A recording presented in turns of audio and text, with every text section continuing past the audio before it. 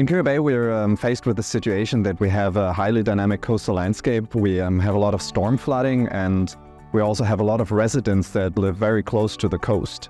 And so there are a lot of residents also within the Dima region that have actually experienced storm flooding and that have experienced damage at their own homes. That's why we have a strong focus on trying to improve planning for climate adaptation in this coastal area.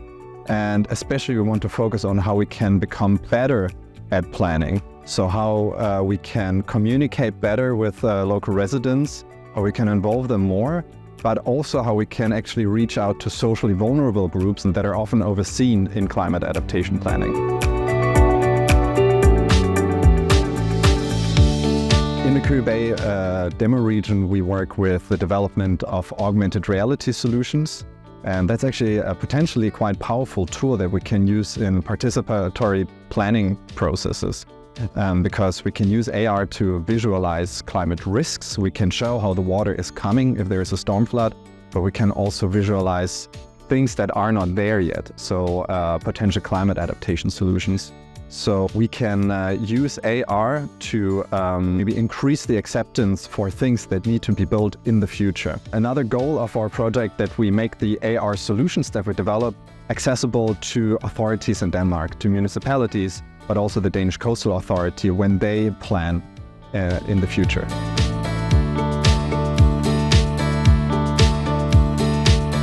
In Køge Bay, we have the challenge that the Bay area that we're working with is a geographic unit, but it's not an administrative unit. So we have more than a dozen municipalities that are located within our demo region.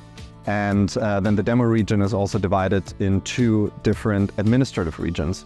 So in our work, that gives us a lot of practical challenges because we always need to find out who do we need to involve, how intensively do these people need to be involved, but also how can we actually create visibility for our project and the things that we're doing among all these many actors that are touched by our demo region.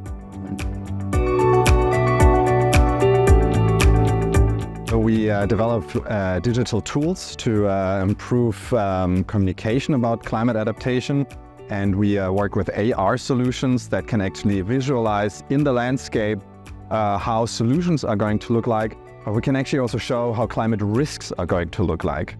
Then we do quite some intensive research on the socially vulnerable groups and how they're excluded in planning and how we can include them. And then we actually also have a artificial coastal barrier island in Køge Bay that has been built 40 years ago. And we're looking as a part of Regions4Climate also on how what an effect this artificial barrier island has had, and whether it's a good solution that we could maybe also replicate in other parts of Europe.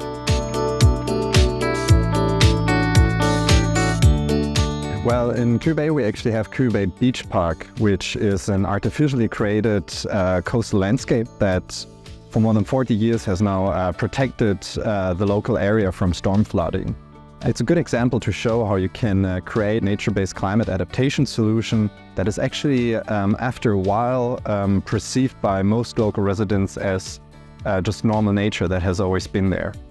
It shows the benefits of nature-based climate adaptation because the beach park is not just protecting, but it's also used intensively as a recreational area.